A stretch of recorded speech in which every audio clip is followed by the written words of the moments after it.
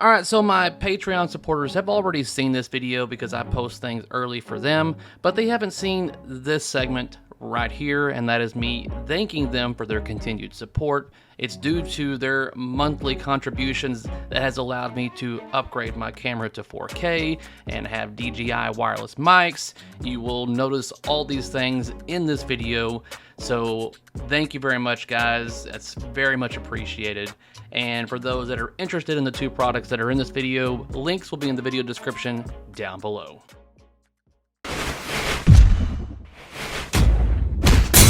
You tilt it, Daddy. Aziz, light! Much better, thank you, Aziz. You know, for the past 6 years, I have used Pinstadium lights as my primary mod for lighting up the playfields on my games. And over those 6 years, I have created multiple videos for you out there showing you how to install them and what they can do. And now we even have manufacturers that are somewhat replicating this product, and we've also had many individuals that have tried to imitate what Pinstadiums can do. But it's not until now that we finally have a worthy contender. The product is called Pinlights. And what if I told you that I've already got them installed on a couple of my games here? The chances are you wouldn't know which one has them in comparison to Pinstadiums. Visually, the same, but the price almost cut in half. Now, this video isn't going to be me all pro Pinlights and anti Pinstadiums. That is not what this is going to be. This is going to be pros and cons of both products. So look, the following footage is basically in real time and how I'm exploring this product on the install, the things that I'm discovering along the way, the pros and cons that I see at that particular time. As time has gone by testing out this product and doing things with it, more pros and cons have developed. So by all means, stay tuned later in the video where I go through every single one. All right, so here we have the Pinlights. Now you have your light bars right here. These don't look to have the diffused light on here to diffuse the lights, but I mean, it looks like it might. It's hard to tell when I haven't powered these things on yet. But here's your two power bars, and as you can tell, one of the main differences is that we don't have long cables going all the way down to a proprietary board. So another pro when it comes to Pinlights is the board is properly labeled, so there's less room for interpretation. You have left and right for your light bars, and then on the top you have, let me turn it around, FL for flasher and GI for general illumination. And if you ever have to do a power reset on this for whatever reason, let's just say, for instance, you want to change the networks that you're connecting this to on the Wi-Fi or any other kind of troubleshooting for whatever reason, and you need to reset it or set it into a new machine and rename it, you're going to have to basically reset the board.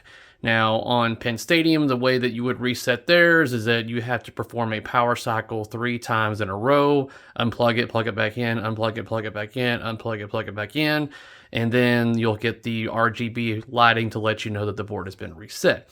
Whereas with the Pinlights, if you need to do a reset, you have what's called a nuke button right here, and you would merely just, and you're able to access this with the full shield on there.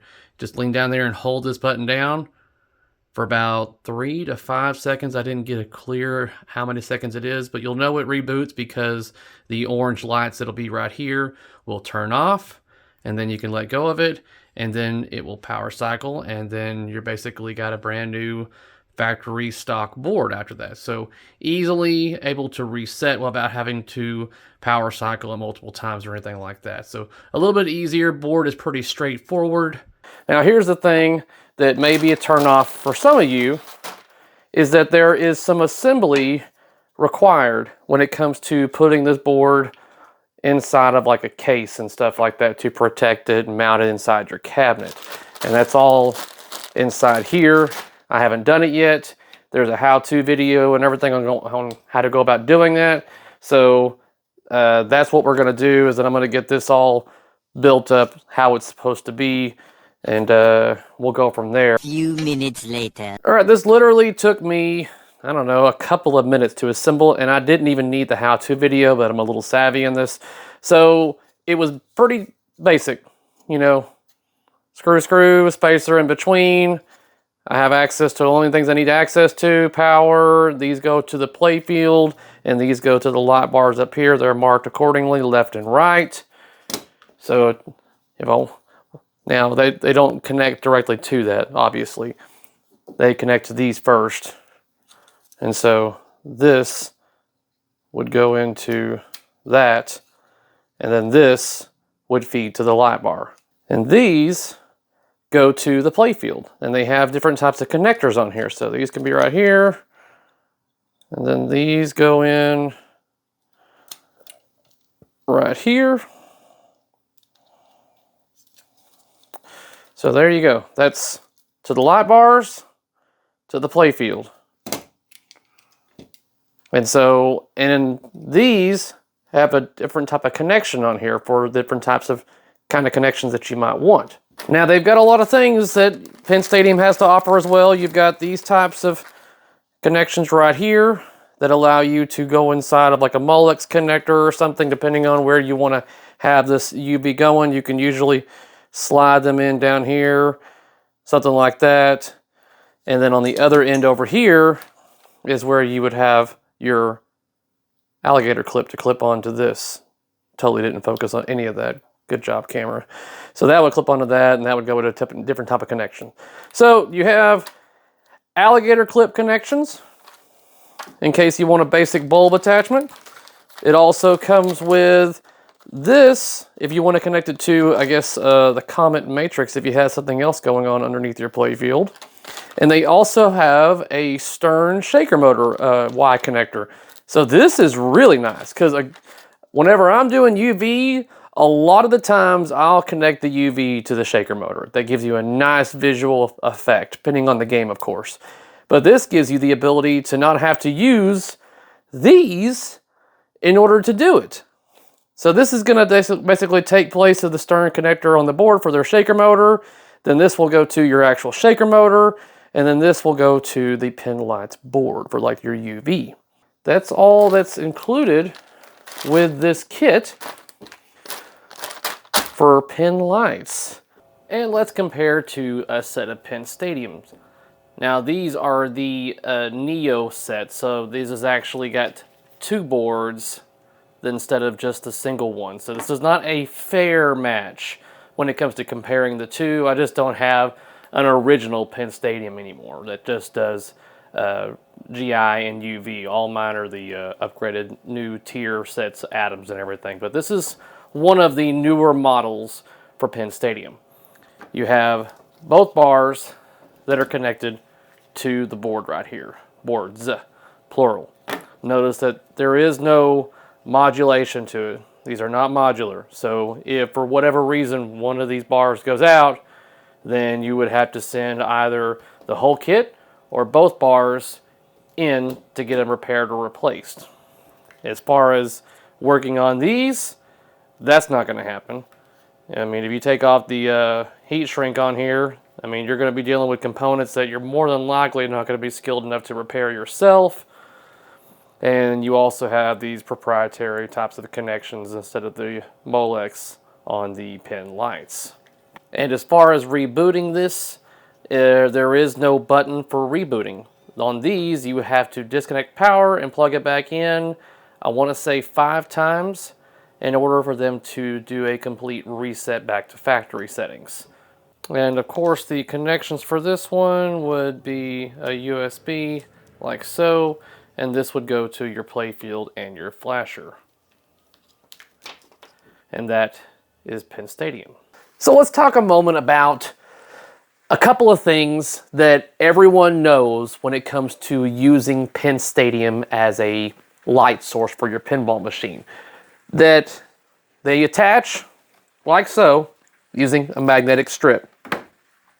And the pin lights that I'm going to be talking about are also the same way, essentially. Now, these attach due to a magnetic strip that you yourself have to put down, and you have to put this down with accuracy. Too low, then you're going to be touching things you shouldn't be, and it's going to look a little weird. Too high, then you're going to be inside the glass channel right here. It's going to keep you from putting the glass on. But along with that, you have to make sure your wiring is correctly back here. Then sometimes these things can shrink up and bend in. There's a lot of things that you have to do to get Pinstadiums to be reliable and to work the way they're supposed to without issue. And I'm not trying to bash Pinstadium or anything. I'm just saying I've got a lot of experience with this device, and it's evolved over the years, but there's still certain things that have gone on over every tier that has been released. And we're going to talk about all that. So, and everyone knows that if you want to raise the glass on your playfield, you've got to lower these things down like this, off of the glass. Now, if you wanted to remove these entirely, you can from the wire clamps right here, but these are primarily used to keep these cables from basically drooping down, adding extra weight to the top of this, and whenever you do that, then the probability of these wanting to pull away from the magnet strips that are right here are a lot higher. So, you want to definitely use these for your Pinstadium. And the pin lights, like I said, come with them as well, but it's not going to be as difficult in theory. I haven't tried it yet, but we're going to see.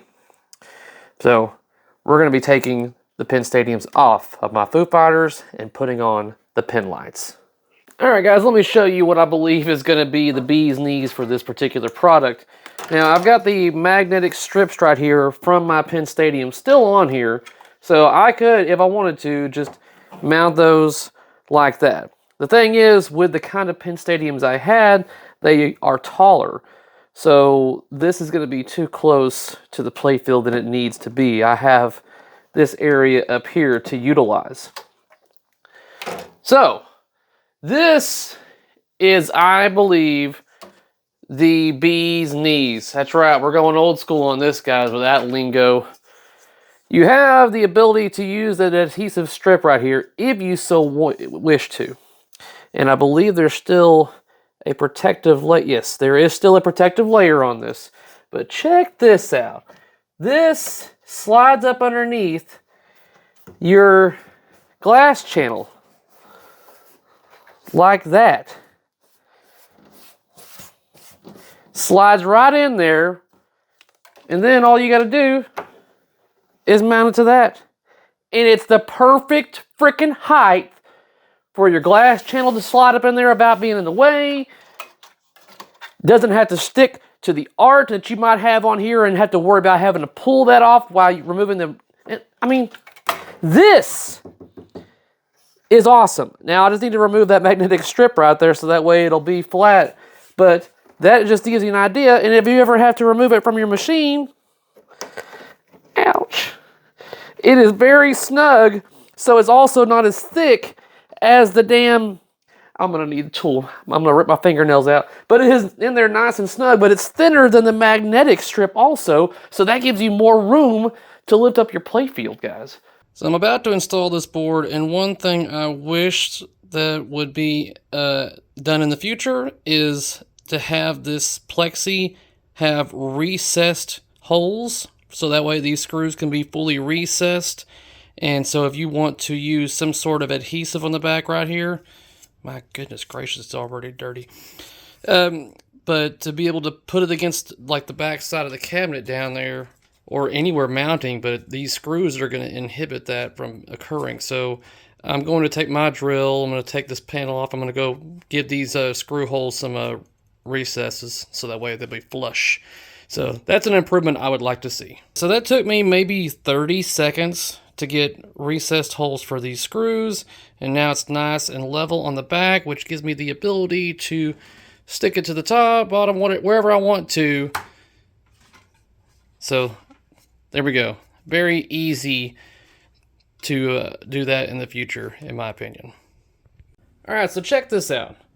I've now got this 3M tape taped to the back of this, so now it's mounted to the cabinet. It doesn't come with any kind of adhesive to do this, so I'm not sure if that could be included in the future in case someone else wants to do this, but it's an easy thing to do. You can purchase this 3M tape pretty much anywhere kind of thing. So the position I've got it in gives me the ability to unplug and plug it in right here for the AC adapter. And these are going to be fed to my playfield underneath. And the right side is on the right. And the left side is on the left. And they go all the way up here. And they connect to your light bars. And if I ever need to raise the playfield up or remove things, it just comes disconnected right here. And then you can let that just slide down there to that little wire clamp, and then voila, your entire light bar can be removed and set to the side and lift up your playfield or work on it. Same thing over here. If I want to access this, disconnect it using the correct method, Cary, and then boom.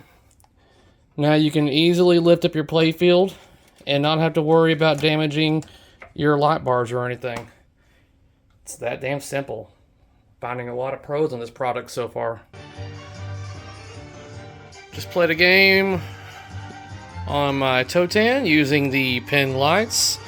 I did have the old school Fusion set from Pinstadium on here, and now I've got just the classic edition of Pinlights, utilizing the portion that goes into the slide right there, so I don't have to worry about it messing up my artwork, which I was able to get the old off without any kind of issue, so that's good. But yeah, fully illuminates the playfield just fine. The bars don't feel hot to the touch or anything, so I don't think I'm going to have an issue with them getting too hot or anything like that.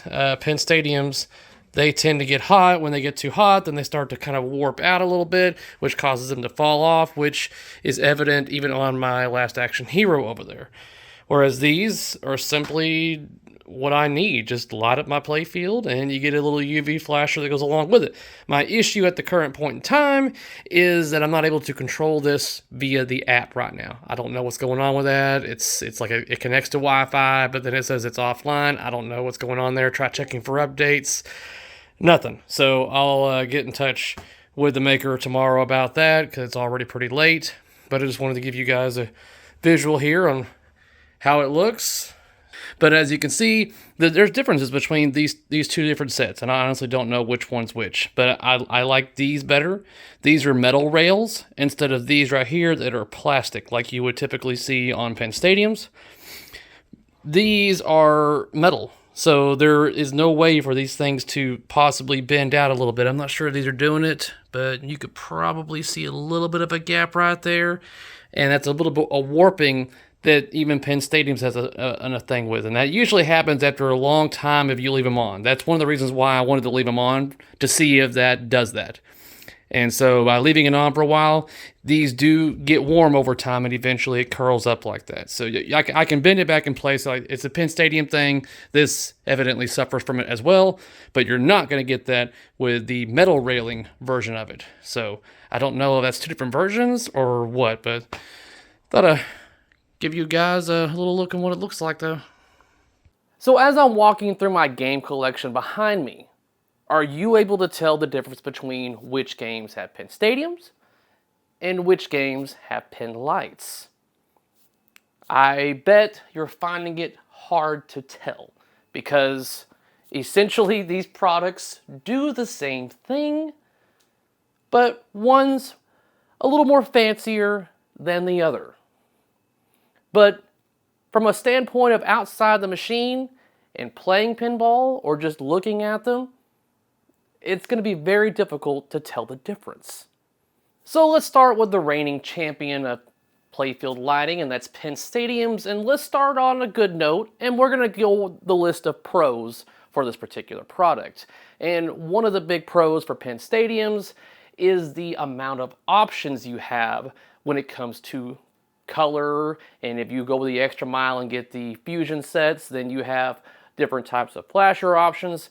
It's mainly towards you enthusiasts out there that want options. And Pinstadium is going to provide you with options. And maybe too many, but I'm getting ahead of myself there when it comes to the cons. Another big pro for Pinstadium is pedigree. It's been around for years, guys. Everyone's well aware of the name brand. They've seen it at shows. They've seen him in all kinds of locations. They've seen him behind me for years. Like I said, I've been promoting and showing people how to install and use these sets at shows and everything for years. Customer service with Scott is top notch. I've had to deal with him via text messages, phone calls, emails, all of it. He's very active on Pinside and everything like that. So if you do have an issue with the product of Pinstadium, the customer service is there. So the pedigree is definitely what you're getting with Pinstadiums also when it comes to pros. And the thing is with Pinstadiums is that they can be difficult to use. I would almost say they are for more an advanced user when it comes to mod installation, definitely for the Fusion set. Honestly, I've had to use my own videos on installing the Fusion set because it's one of those where it's not completely clear just by looking at it on how it's supposed to be installed and what you're supposed to do on the software and stuff like that. You have to really resort to the online manual that he has available, or like I said, my own content on installing these things. So it's definitely got options, but those options can also be confusing for a lot of people, I foresee. So let's talk about some of the little things when it comes to installation that I've mentioned in the video, with the bars having to be at a particular spot and the wires having to be where they're at. And that reigns true also with Pinlights, I have discovered. It's basically you have to manage wires correctly so the weight behind the playfield does not pull down on the bars, and when they get hot, that's an ongoing issue with Pinstadiums all these years. It has not changed. And like I said, that is something that can be remedied as long as your intensity is not too high, because the LEDs can get pretty warm, especially with UV going a lot. Another thing with Pinstadiums that I consider a con, that I didn't consider a con until I was using Pinlights app.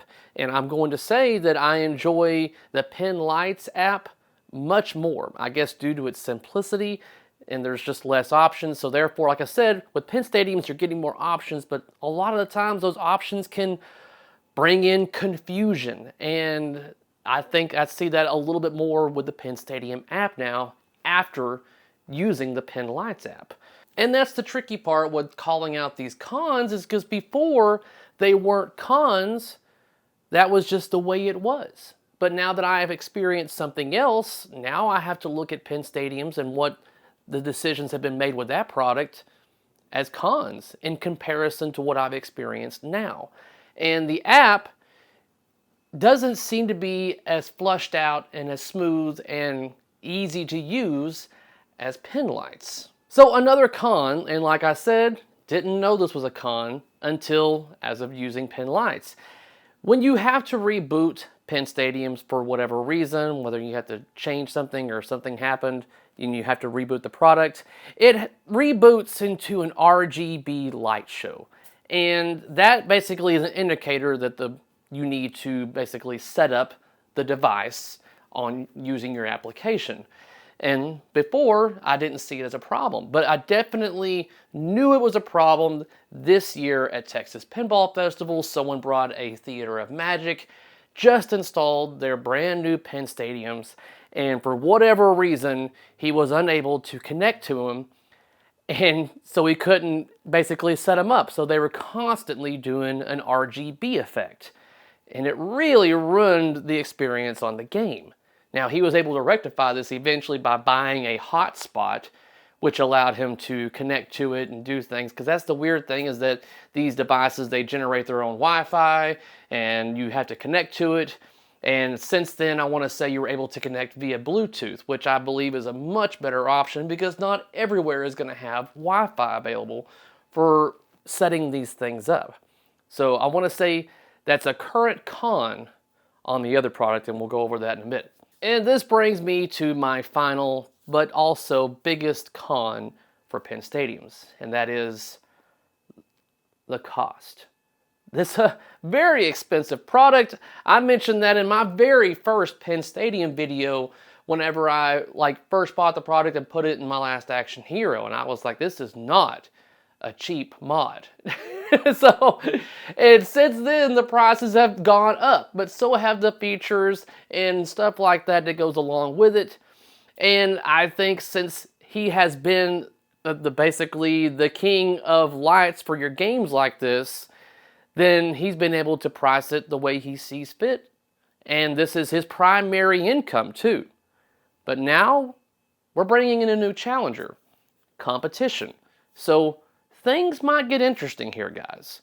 So let's talk about the pros when it comes to pin lights. And I know I said this wasn't going to be like a pro pin light video, but I do have to talk about the things that I like about it, obviously. And the first thing is the application. This thing is very simplistic. And these are the two games that I have on here. It has a nice little picture of the game also. As you type in your game to program it, it brings up the image of the game. So it's a nice little thing, especially in comparison to Pinstadiums. You don't have that. Now, does it do anything? No, it just looks pretty, but it's a nice little touch, and I had to give it a little pro on that. But the application itself, when you're controlling it, the settings on here are very simplistic and straightforward. Said that word weird. But you have tournament mode, which is very nice for those of you out there that host tournaments at your house and everything. So that way you can enable that on your games to where it's not going to be an issue for the players. And then whenever the tournament's over, you can turn it off and go right back to normal and stuff. So that is definitely a big pro, is how easy the application is to use and to set up your lights. Now another big pro is the ease of install. Now the install is pretty damn similar to Pinstadium, but when it comes to being able to work with it for the future reasons and everything, it's got a lot of pros to it. And that is with the ability to remove one light bar at a time if you need to. So it's a modular system. So let's just say, for instance, one of your light bars breaks, stops working, God forbid, or whatever, you can replace just one light bar or remove that particular light bar from the system and limp along until you get a replacement sent to you or whatever. It's an option. Pinstadiums is all one unit. There is no separation, so if something goes bad, the entire unit basically needs to be replaced, or the boards or the light bars, or their two systems. It is what it is. So definitely a modular system like Pinlights that is pro in case something does happen. But the ability to remove the light bars from the playfield without having to worry about them getting in the way, lifting it, or lowering the playfield is very nice. And now moving on to another pro when it comes to Pinlights, and that is the ability of not having to program them. So essentially, whenever you install this product and you first turn it on, Pinstadiums, you're going to get RGB. So when you do a factory reboot by power recycling it like that, then it goes into this mode. And that's when you know that the device needs to be rebooted. Now, like I said, this is an older model, so this is before he had the diffusers for the LEDs. But still, the same thing is in place for even the new stuff. If you wanted to do a reboot on the whole board and everything, go to factory settings. Or when you first install the product, this is what your game is going to be doing. Always, until you program. With Pinlights, you can turn them on. You're going to get basically a default lighting setting of a little bit of cool and a little bit of warm light. Basically, an acceptable way to play your game without going into strobe mode or anything. So there's a default light setting when you first turn the unit on. So, for instance, if this person would have had Pinlights at TPF, turned his game on, there wouldn't have been RGB and stuff like that. So a lot of you could just plug these things in, turn your game on, and not have to touch anything. It would be better than having no extra lights on your playfield. So that is option. For those of you out there that don't want to have to deal with software and having to go into an app or anything, you could just plug it into your system and turn it on and be good to go. Now another big pro, and I mentioned this earlier, is a little bit of an extra cost, but I think it's well worth it. And that is the metal rails that can slide up underneath the guide for your playfield glass. You can remove them if you want to without having to worry about damaging your artwork or anything like that. It's a very easy way to install this particular product when you buy the extra add-on for it. And speaking of what I think is also really nice, is the ability to purchase the ultra slim model that I have here on my Foo Fighters. This is definitely very difficult to tell the difference just by looking at it, if it's Pinstadium or Pinlights. It has the aesthetics of it. As far as brightness wise, it's plenty bright, and they're metal. So as I mentioned earlier, with them being metal, this is going to keep them from warping if the bars are getting too hot due to over usage or having the intensity turned up too high. So definitely going with the metal ultra thin railing system costs more, but I think it's well worth it when it comes to longevity and having to deal with things in the future. Now another pro that I like about the Pinlights is that the board is completely almost self-explanatory on what connection does what. Pinstadium, you do not have that. It's a single connection. You don't know what goes to GI. You don't know what goes to Flasher. This has been a thing since the very first model, and I've complained about it since then. There is no indication on that product on what goes where. Now, on the Pinlights on the board, you have it marked for Flasher, you have it marked for GI, you have it marked for left and right. It pretty much holds your hand on the install process, and I think that's going to be a very big beneficial thing for a lot of people out there that want something that they can just put in their game, hook it up, and not have to do anything else. This product is going to give you the ability to do that. You don't have to program it if you don't want to. It'll give you just some default settings for lights that tend to work for a majority of people. And as far as the board, this is where we're going to start segueing into the cons of Pinlights. So one of the cons is that there is some assembly required when it comes to building this board and the unit up. Now technically, you don't need to. If you wanted to, you could connect it and have a bare board in the bottom of your cabinet. And it's not a very complicated build your board up or anything like that either. One of the cons I mentioned was the screws. I wish those were recessed. I have mentioned that to Jimmy, and that's going to be implemented going forward, so that's a nice touch as well. Now, another con when it comes to this product is that it's still new. And I'm trying to figure out a way to go about saying this, is that they're still learning. Okay, so firmware updates will be a thing. This is technically still in development, guys. I mean, so the issues that I've come across so far are easily and have already been implemented into firmware updates. So that is the plus, is that the issues are firmware related, not hardware related. And with firmware, it's basically a simple go into your app and tell it to update firmware, and if it's on Wi-Fi, it updates the firmware on it. So that is nice. Is the fact that, I haven't had any hardware issues. And the times that I think I mentioned in the video earlier, I had a network issue, and that's something to do with my router, not so much with the programming. But once I explained what was going on, he told me what the issue was with the router setting. I had mesh setting, and now he's done a firmware update that evidently knows how to deal with that particular thing. So that is the thing on that. So one of the cons I mentioned obviously was that it's new. And that correlates to the fact that, I don't know the longevity wise on how long these products last. As I mentioned earlier, I've had Pinstadiums going in my machines for years. I want to say probably 5 years for Last Action Hero over here, and they're still going. I've merely had Pinlights for a couple of weeks.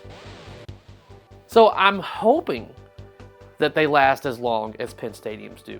And if they do, then obviously that's a big pro. But at this point in time, I don't have the ability to say that they have what Pinstadium does. And that is proof in the pudding. Products that have lasted me years. I can't say that for Pinlights yet. So at this point in time, that's a con. I can tell you that Pinstadiums will last for years. I can't tell you that Pinlights will last for years yet. So look, both of these products essentially do the same thing. So when it comes to what product should you get, I mean, it depends on your needs. If money isn't an option and you want a great product with options galore and great customer service, then Pinstadium is the way to go. But if you are on a budget and you still want everything that I just mentioned on Pinstadium, but you don't need all the RGB options, you just want to illuminate your playfield, then Pinlights is the way to go. Me personally, I see the benefits with both products, but I don't need all the extra options that Pinstadium offers. I mean, I technically downgraded my Foo Fighters from Pinstadium Neo Fusions to the classic Pinlights using the ultra thin blades. The difference isn't really enough for me to justify the added cost. There are those of you out there that want that extra light show, and that's fine. I just want to be able to light up my playfield in a dark room. And Pinlights does just that. A special thanks to Pinlights for sending me these units so that way I could show you guys what they look like and what they can do.